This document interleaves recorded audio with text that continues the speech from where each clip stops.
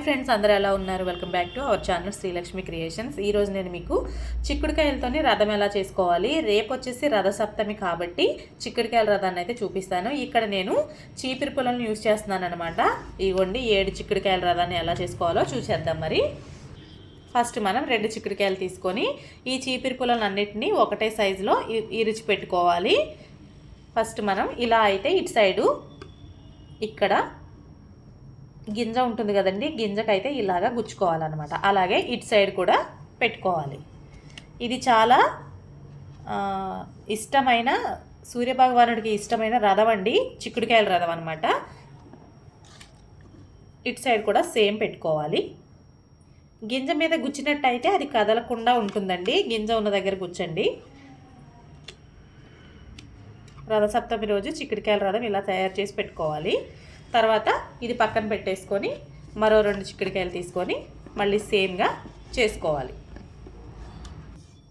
ఇక్కడ 2 రెడీ చేసి పెట్టుకున్నామండి. ఇప్పుడు దీనిపైన దీన్ని ఇలా బ్యాలెన్స్ చేయాలంటే ఈ మధ్యలో మనం ఈ పుల్లను ఉపయోగించి ఈ మధ్యలో గుచ్చుకున్నట్టయితే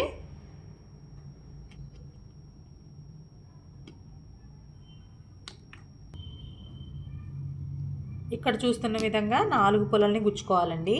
ఇదిగోండి ఇలా గుచ్చుకున్న తర్వాత ఇప్పుడు మనం ఇదైతే ఉంది కదా, దీనిపైన పెట్టుకోవాలన్నమాట.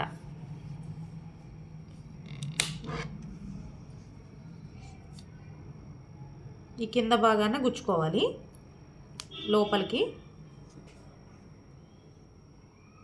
ఇది చాలా ఇష్టమైందండి సూర్యభగవానుడికి. చిక్కుడుకాయ రథం అంటే చాలా ఇష్టం కాబట్టి సూర్యభగవానుడి అనుగ్రహం మన పైన కలగాలంటే రథసప్తమి రోజు చిక్కుడుకాయలతో రథం అయితే స్పెషల్ అనమాట. ఇలా చేసి పెడతారు పాలు పొంగించినప్పుడు.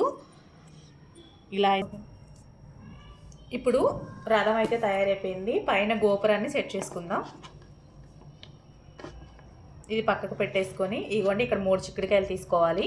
ఒకటి ఆపోజిట్లో పెట్టుకోవాలి, 2 నార్మల్గా పెట్టుకొని ఈ మూడింటికి కలిపి చీపురు పుల్లని కానీ టూత్ పిక్ని కానీ వాడచ్చు.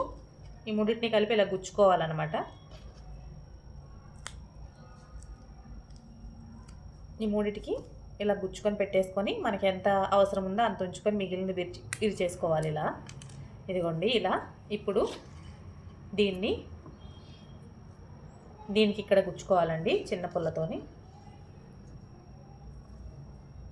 నెక్స్ట్ ఇక్కడ భాగాన్ని కూడా ఇలా పిన్నుతోని సెట్ చేసుకోవాలి. చూసారు కదా, ఇలా ఈజీగా చేసుకోవచ్చు. అలాగే ఇక్కడ ఉన్న మన పుల్లల్ని ఎక్కువగా కనిపించినట్టయితే చిన్న భాగాన్ని విరిచేస్తే సరిపోతుంది.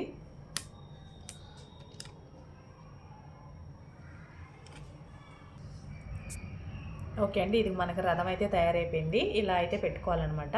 ఎక్కడైనా మనకి చిన్నగా పుల్ల కనిపిస్తే కనుక, బయటికి ఎక్కువగా కనిపిస్తే దాన్ని విరిచేసుకోవచ్చు, ఇలా అడ్జస్ట్ చేసుకోవచ్చు. మీరు చూసుకున్నట్టయితే రథాన్ని ఇలా తయారు చేసుకోవాలి. ఈ వీడియో కనుక మీకు నచ్చితే లైక్ చేయండి, షేర్ చేయండి, సబ్స్క్రైబ్ చేయండి.